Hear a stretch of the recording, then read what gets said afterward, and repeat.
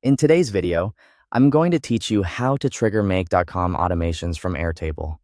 We'll build a simple automation that listens for changes in Airtable and kicks off actions in other apps automatically. This is perfect for things like sending a confirmation email when a record is added, logging new data into a sheet, or posting an update to your team. Start by opening Make.com. From the dashboard, create a new scenario.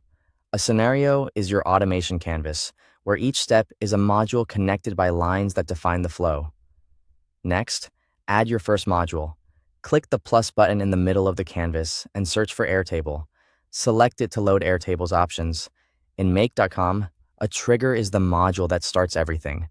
So choose the Airtable trigger called Watch Records. This trigger looks at your table on a schedule and detects new or updated records, then passes them along to the rest of your workflow. If you've previously connected Airtable to Make.com, pick the existing connection.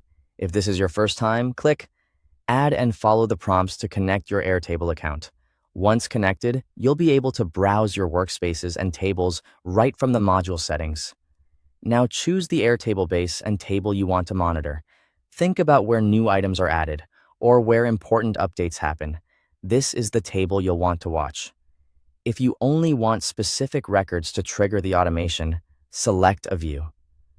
Using a filtered view is a great way to limit triggers to just the records that meet certain conditions, like a status field set to ready.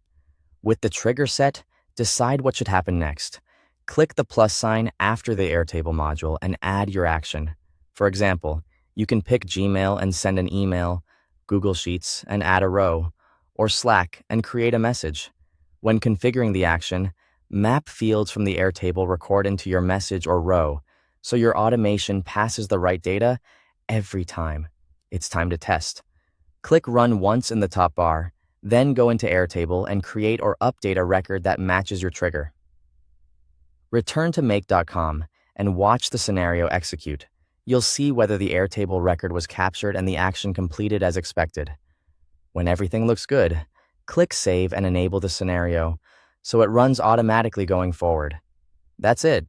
Your Airtable changes now trigger your chosen actions in Make.com. Thanks for watching.